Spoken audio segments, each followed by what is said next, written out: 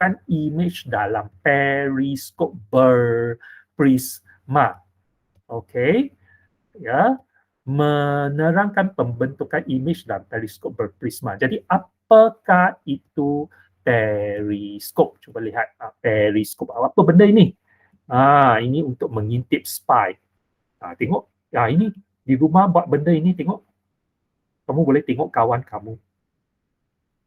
Okey, boleh nampak kawan kamu. Okey, periskop. Jadi periskop ialah benda inilah. Tetapi apakah sebenarnya benda ini? Sebab sebenarnya dia dipasang ke dalam submarine. Okey, di dalam kapal selam. Jadi mana kapal selam, dia tak tunjukkan kapal selam itu. Dia cuba tunjukkan periskop itu. Macam inilah kapal selam ada di bawah, jadi periskop itu diluncurkan ke atas untuk melihat keadaan di atas permukaan laut. Manakala kapal selam itu berada di bawah, tersembunyi, itu dipanggil sebagai periskop. Okey, periskop. Mana lagi? Tak ada lagi gambar. Okey, jadi kita nak bincang tentang periskop ini yang digunakan oleh kapal selam. Jadi, cuba kita lihat. Kamu nampak ke tak nampak sebenarnya? Okey. Jadi sekarang, saya tak share. Kamu nampak gambar tak tadi? Saya rasa kamu tak nampak gambar, tapi tak ada orang cakap. Nampak ya? Okey, nampak. So sekarang, stop presenting. Okey. Saya nak present hanya Windows saja. Okey. Bagus. Alright, so sekarang hanya fokus kepada PowerPoint sahaja. Okey, tadi ialah entire sebab saya nak tunjukkan gambar. Sekarang kita hanya fokus kepada ini saja. Periskop berprisma. Periskop berprisma. Okey, periskop berprisma ini. Jadi, mengapa periskop berprisma ini? Kenapa pin orang ini pula? Okey.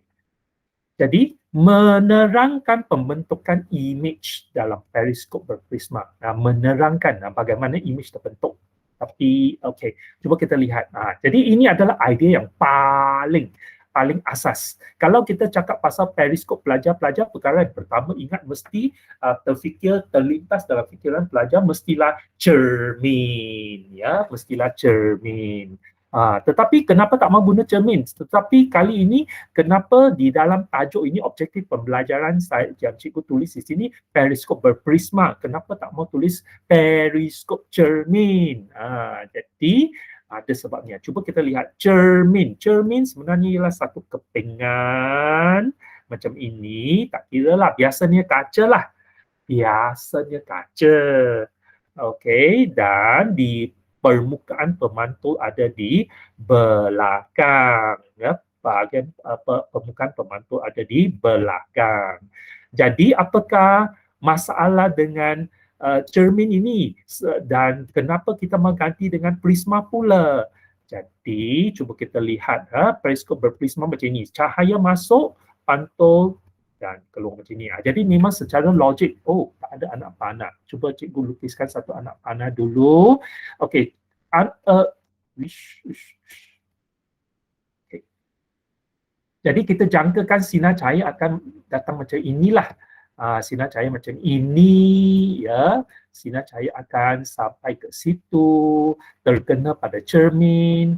Lepas itu dia akan dipantulkan oleh cermin, maka sinar cahaya itu akan turun ke bawah. Okey, kita jangkakan macam ini, sinar cahaya akan turun ke bawah. Lepas itu sinar cahaya kena cermin ini pula. Okey, kena cermin ini pula, kemudian dipantulkan pula macam ini. Jadi kita jangkakan inilah yang berlaku, tetapi sebenarnya cermin bukan sekadar satu garis, dia adalah satu kepingan, satu lapisan di sini. Jadi bila kita lukis macam ini, sebenarnya dia terlalu dipermudahkan, ideal. Ya, dipermudahkan. Ceritanya tak begitu mudah sebenarnya. Jadi apakah yang sebenarnya berlaku? Apa yang berlaku ialah sinar cahaya bila sampai ke permukaan depan itu, ya, yang biasanya kaca lah kalau kita katakan pasal cermin, kan, dia akan mengalami pembiasan. Dia akan mengalami pembiasan macam ini. Kan? Ya, sebab kaca. ketumpatan optik lebih tinggi, maka dia akan dibengkokkan macam ini. Dan permukaan pemantau itu di belakang.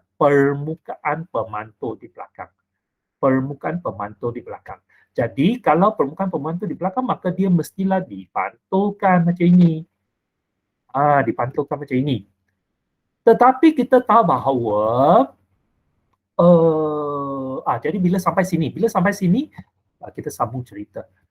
Jadi ada kemungkinan dia akan keluar. Pembiasan sekali lagi sebab dia bergerak daripada kaca ke dalam udara. Jadi dia dibengkokkan lebih jauh dari normal macam itu. Tetapi di sebelah sini, bila sinar cahaya sudah terkena permukaan kaca itu, sebenarnya sudah ada sedikit cahaya dipantulkan, ya, sudah ada sedikit cahaya dipantulkan. Jadi di sini ada sedikit cahaya, di sini ada lebih banyak, dan nanti ada pula cahaya macam ini. Pantul macam sedikit, bukan banyak, sedikit. Lepas itu bila sampai di sini dia keluar lagi. Jadi kita dapati bahawa benda-benda ini adalah detail yang kita lupa. Ya, bila kita terangkan cerita pasal sekolah rendah, budak sekolah rendah, kita hanya katakan, cermin, dia pantul macam ini, masuk ini, keluar macam itu. Seolah-olah begitu mudah. Sebenarnya tidak. Sebenarnya satu sinar cahaya itu telah dipecahkan kepada beberapa bahagian. Memang ada satu yang paling kuat. Yang lain itu tak begitu kuat, yang itu kurang tenaga, lemah sikit. Tetapi secara keseluruhan kita dapati bahawa satu sinar cahaya sudah dipecahkan kepada beberapa sinaran, ya, yang lain. Jadi akibat daripada itu, maka akan kita jangkakan terbentuk satu image yang paling jelas, tetapi ada juga gambar bayang-bayangnya di tepi. Jadi akibat daripada itu banyak image terbentuk. Kelemahannya ialah banyak image terbentuk. Jadi daripada satu objek yang asal, kita nampak banyak image. Ya, sebenarnya bukan banyak pun. Misalnya kita nampak muka kita sendiri, tetapi di tepi kita nampak macam ada sikit bayang-bayang, ada tepi-tepi kita, ada sikit benda. Bukannya ada 3-4 muka kita. Ya, tetapi bayang-bayanglah yang kabur, tak berapa jelas. Jadi itulah masalah yang ditimbulkan bila kita gunakan cermin satah. Kan? Jadi bagaimana nak mengatasi masalah ini? Jadi cadangannya lah menggunakan prisma. Tetapi prisma ada dua jenis. Prisma ini yang prisma 90 darjah, 45 bermaksud sini 90, sini 45, sini 45. Ataupun prisma yang sama sudut ini. Jadi pada pendapat pelajar, yang mana lebih sesuai? Satu atau dua? Okey, takkan jawapan anda? Satu atau dua, siapa yang tak ada?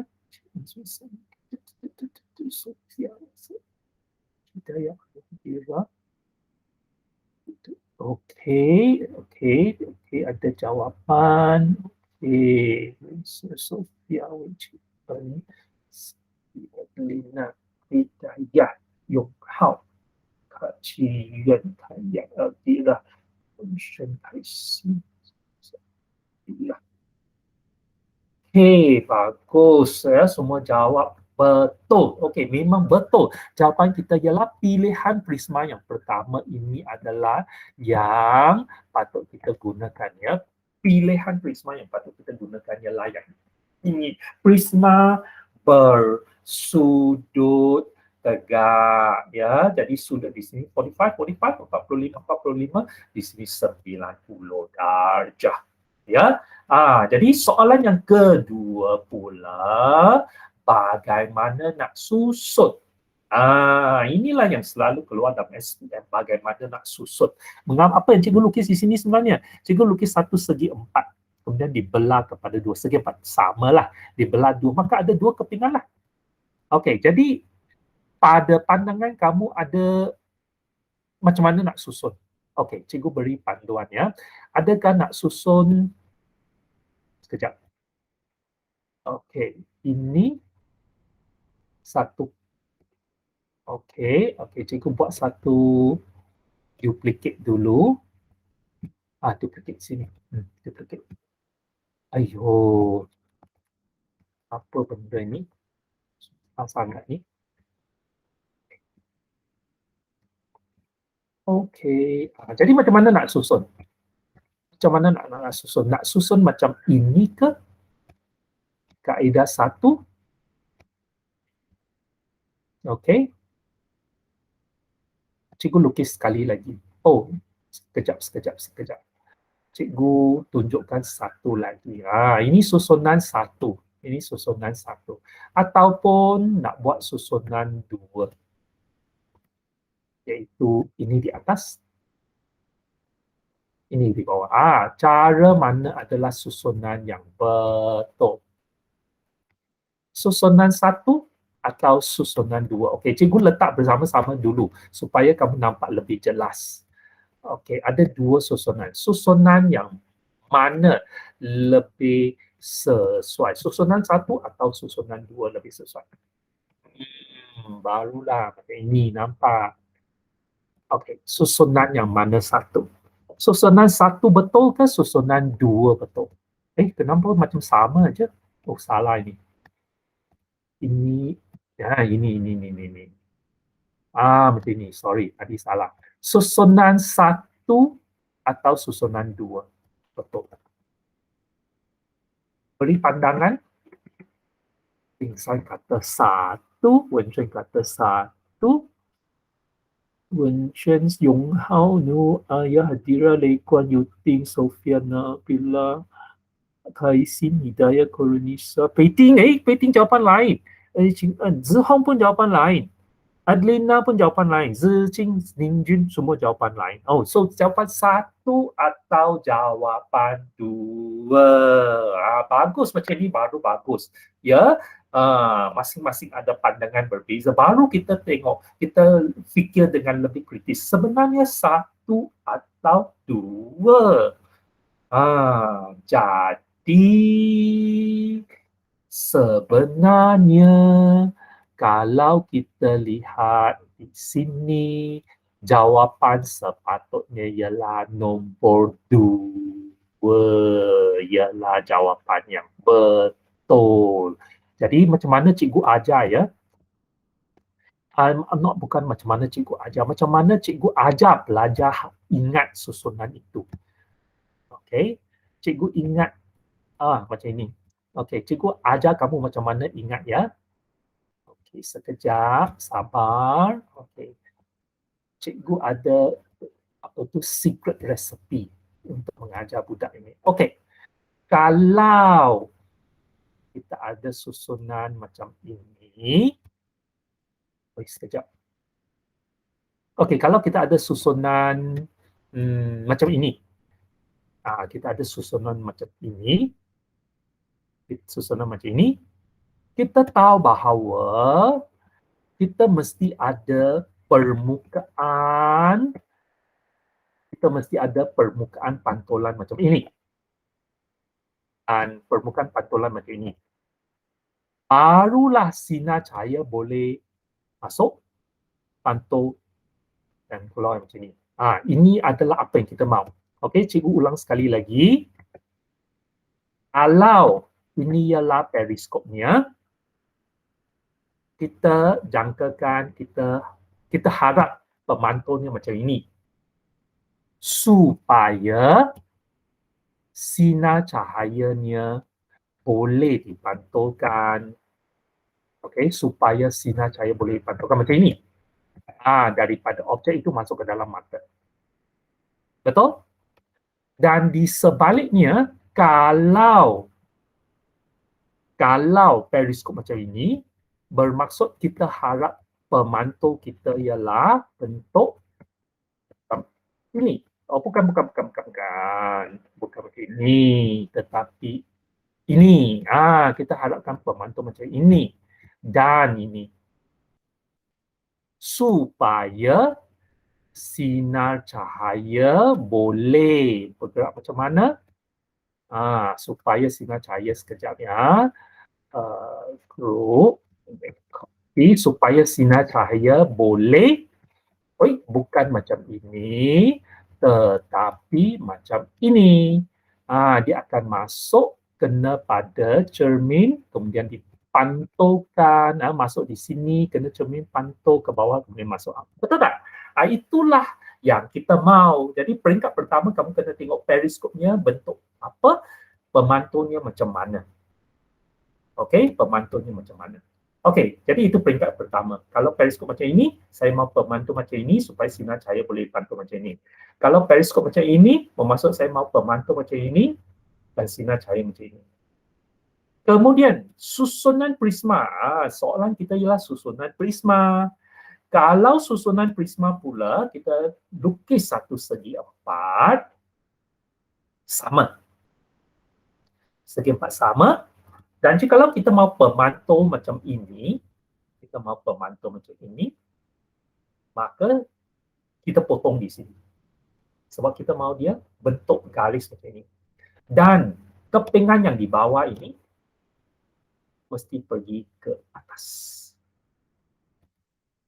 Kepingan yang atas ini mesti pergi ke bawah. Macam ini. Ya, yang bawah pergi atas, atas pergi bawah. Faham? Kita cuba sekali lagi. Kalau periskopnya berbentuk macam ini, periskopnya menghala macam ini, kita mau pemantulnya macam ini sudah salah. Kita mau pemantul garis macam ini. Jadi bermaksud yang ini dengan yang ini, kedua-dua ini mestilah macam ini. Mesti macam ini. Macam ini. Sama arah. Kan? Sama arah kan? Dan kepingan di bawah mesti pergi ke atas. Kepingan atas mesti pergi ke bawah. Ya, macam itulah. Jadi sinar cahaya akan dibantu kembali. Okey? Itu rahsia. Itu strategi cikgu ingat macam mana nak letak prisma itu. Okey? Jadi selepas mengetahui macam mana nak susun prisma itu, sekarang kita lihat penerangannya pula sebab pernah keluar dalam soalan esei penerangan. Jadi bagaimana penerangannya? Okey, jadi kita sudah tengok betul kan penerangan, betul kan ini? Ini ialah kepingan yang di bawah. Ialah kepingan yang di bawah. Kepingan yang di bawah. Okey, macam ini. Tengok prisma kita macam ini. Kepingan yang di bawah pergi ke atas. Kepingan yang atas pergi ke bawah. Macam itu. Kemudian sinar cahaya daripada objek sampai kepada prisma. Apa yang berlaku? Pelajar jawab. Sinar cahaya apa? Selari atau serentak dengan sempadan prisma dibiaskan atau tidak dibiaskan? Okey, pelajar jawab 1 atau 2. 1 atau 2. Okey, pelajar jawab. Ada 2 soalan.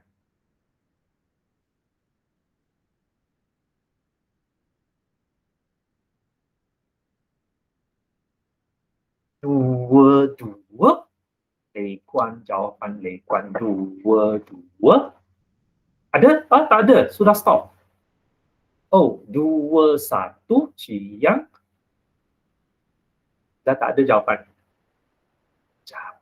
Kai Si 2-1, Mingjun 2-1, Wei Kuan 2-1, Xingyi 2-1, Alia Hadira 2-1, Sophia 2-1, Qing En 2-1, Wing San 2-1, Kai Xing 2-1, Kayang 2-1, Wen Shen 2-1, Karunisa 2-1.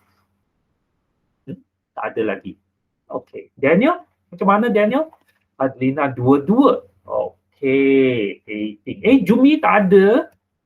Jumyi. Mana Jumyi? Jumyi. Ada. Okey. Jadi, apakah jawapan sebenarnya?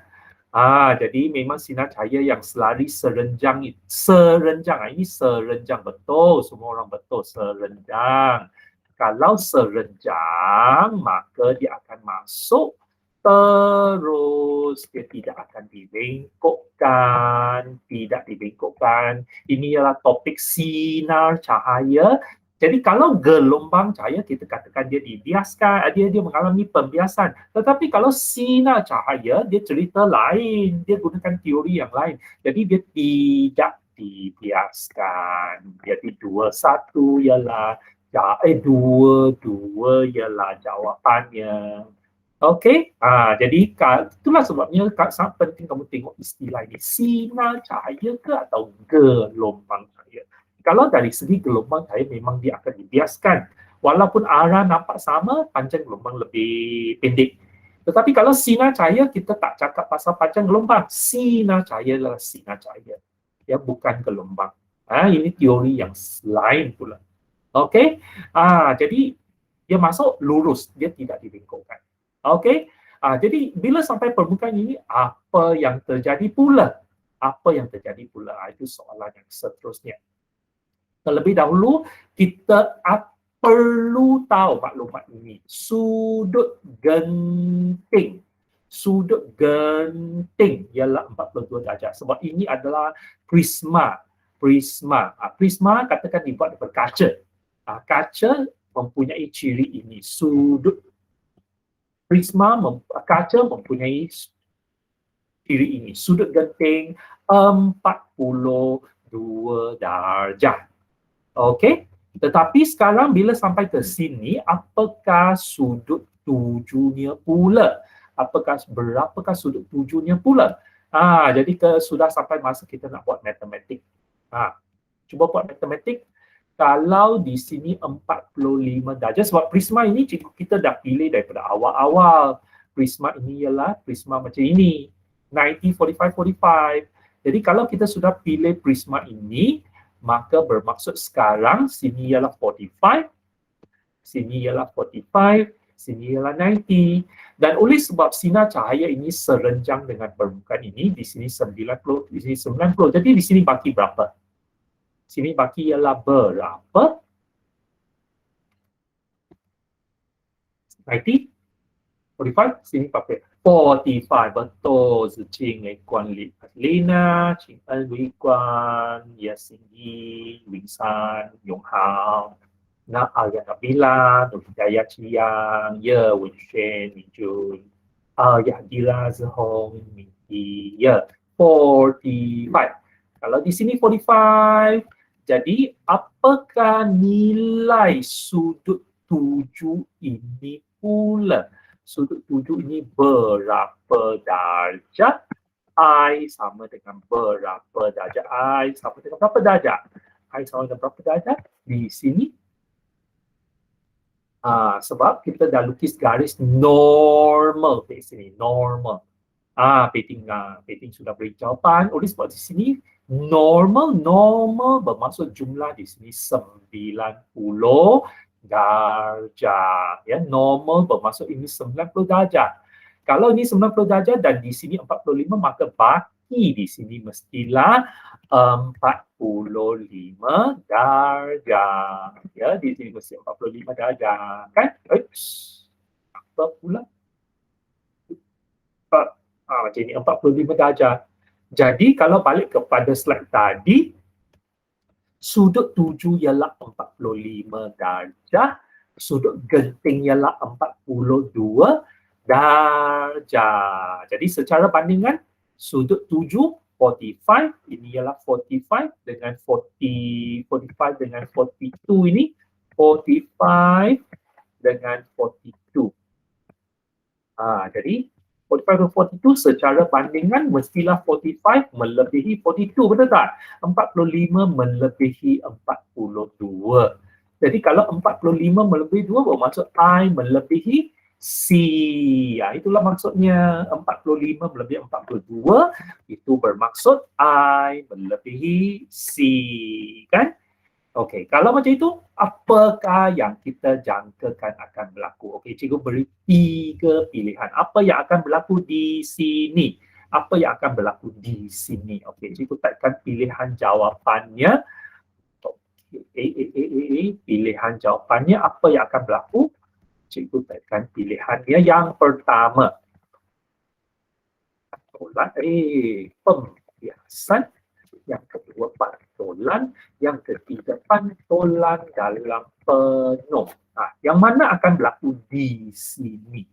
Pembiasan ke, pantulan ke, atau pantulan dalam penuh? Berlaku di sini. Apa yang akan berlaku di sini? Beri jawapan anda 1, 2, atau 3. Ya, 3, Beijing kata 3, Li Kuan 3, Ziqing 3, Adelina, Wing Shan, Yong Hao, Xing Yi, Yo Hidayah Min Jun, Qu Yuan, Ridwan, Alia, Hadira, Kasi, Yen Lin, Sofia, Jing En Zihong, Khairunisa, Tai Yang, Qi Yang, Yu Ting, Ayah Nabila. Okey, bagus. Semua betul jawapan anda. Pantulan dalam penuh akan berlaku di sini. Ya, pantulan dalam penuh akan berlaku di sini. Jadi kalau pantulan dalam penuh, macam inilah. Okey, pantulan dalam penuh akan berlaku macam ini. Tetapi cikgu ada soalan.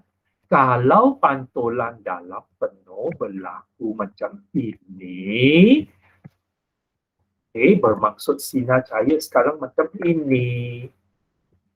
Jadi apakah yang kita boleh ramalkan seterusnya?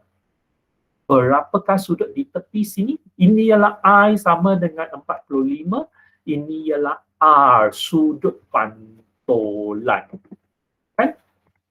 Kita tahu sudut 7 mesti sama dengan sudut pantulan. Kan? Sudut 7I, 45. Sudut pantulan R mesti 45 darjah juga. Dan sekali lagi garis hijau dengan garis biru, ya, garis hijau dengan garis biru jumlah 90 darjah. Kalau di sini sudah 45, maka di sini juga 45 darjah. Kan? 45, 45, 45, 45. Jadi kalau sini sudah 45, sini sudah 45, di sini ialah berapa? 45, 45, sudah 90. Jadi baki di sini 90, kan? Jadi tengok matematik dia, mesti tunjukkan matematik ini ya. 45, 90, 45. Jadi di sini 45, maka I melebihi C. Kemudian di sini 45, di sini mesti 45 sebab hukum pantulan.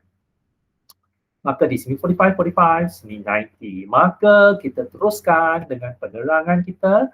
Sinar cahaya, yang ini, dia akan menjadi selari atau serenjang dengan sempadan prisma. Dan sekali lagi, sinar cahaya sampai ke sini, adakah dia selari atau serenjang dengan sempadan prisma? Adakah dibiaskan atau tidak dibiaskan? Pelajar-pelajar, boleh type jawapan anda sekarang. 1, 2, 1, 2.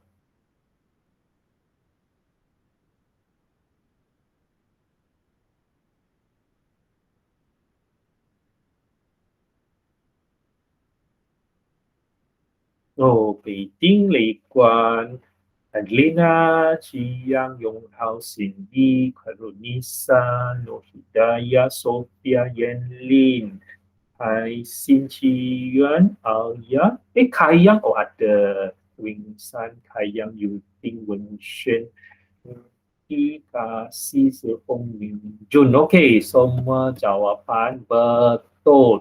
Dia memang serenjang dengan sempadan itu sekali lagi. Dan bila serenjang dengan sempadan itu, maka dia tidak dibiaskan. Jadi kalau tidak dibiaskan, bermaksud dia akan terus keluar sampai ke sini. Itulah. Sinar cahaya sudah dipantau ke dalam prisma yang kedua pula. Okay. Ini sekali lagi. Saya tunjuk sekali lagi.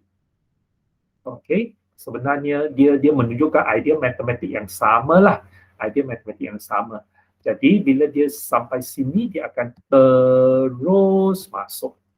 Okey, dia akan terus masuk. Macam tadilah berulang.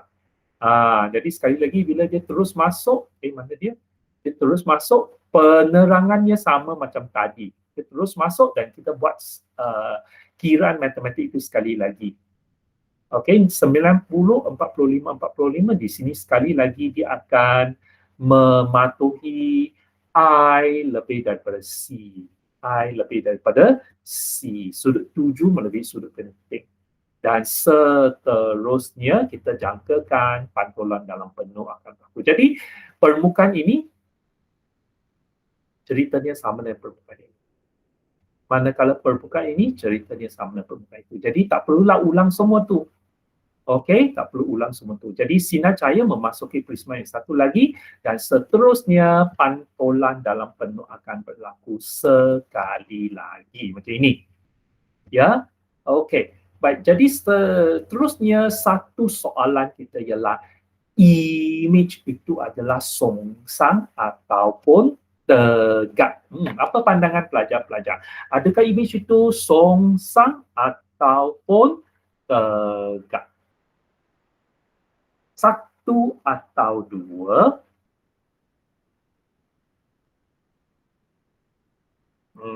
Okey, kasih Adelina, Lei Kuan, Aoya, Hadira, Yong Hao.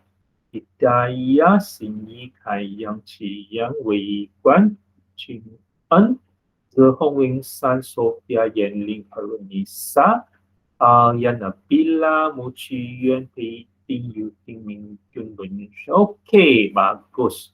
Jawapan memang tepat. Memang jawapan ialah tegak. Tetapi bagaimana kamu nak tunjukkan bahawa image itu adalah tegak? Bagaimana kamu nak tunjukkan bahawa image yang diterima oleh pemerhati ini adalah tegak. Tegak bermaksud dia kepala di atas, kaki di bawah. Di sini pemerhati pun nampak kepala di atas, kaki di bawah. Ya, benda itu. Jadi macam mana kita nak tunjukkan? Cuba kita lihat. Cikgu akan lukis dua sinar cahaya. Ini tak berapa nampak. Cuba tukar warna ni. Okey, tukar warna apa? Putih lah. Putih lah. Okey. Jadi, sinar cahaya kuning di atas, sinar putih di bawah. Yang atas mengalami pantulan dalam penuh satu kali. Sini satu kali. Jadi dalam prisma ini pantulan dalam penuh satu kali sahaja. Okey. Jadi bila sinar cahaya masuk, ini pun akan sama. Pantulan dalam penuh. Pantulan dalam penuh. Okey. Jadi dia masuk, pantulan dalam penuh dia akan berlaku di sini pula. Dan pantulan dalam penuh berlaku macam ini. Jadi dia akan masuk pantul macam ini, dan bila sampai ke dalam prisma ini, kita dapati pantulan dalam penuh akan berlaku sekali lagi. Jadi, ini membolehkan kita tunjukkan bahawa image tersebut adalah tegak. Tengok, kuning di atas, putih di bawah, ini pun sama. Kuning di atas, putih di bawah. Jadi, memang image adalah tegak. Okey, kepala di atas, ini pun kepala di atas. Itulah cara kita tunjukkan bahawa image adalah tegak. Okey, balik kepada soalan yang asal. Mengapa mesti periskop berprisma? Kenapa tak mau periskop bercermin? Bercermin. Kita dah terangkan kalau cermin, satu sinar cahaya dah pecah kepada beberapa sinar cahaya. Tetapi kalau kita lihat di sini, adakah ini berlaku pada prisma? Tidak ada kan? Kita tak ada cerita bahawa sinar itu daripada satu sinar cahaya dia pecah kepada beberapa sinar cahaya. Yang kuning, satu sinar kekal satu sinar. Yang putih, satu sinar, masih kekal satu sinar. Jadi bermaksud akhirnya image yang terbentuk memang satu satu sahaja. Dia tidak ada multiple images. Tak ada multiple images berganda. Tak ada image berganda. Kita gunakan istilah banyak image ataupun image berganda, multiple images. Tetapi untuk Prisma memang tak ada. Itulah sebabnya Prisma digunakan untuk periskop. Boleh pelajar-pelajar? Itulah penerangan bagi periskop berprisma. Harap pelajar-pelajar boleh faham. Okey, ada apa-apa pertanyaan?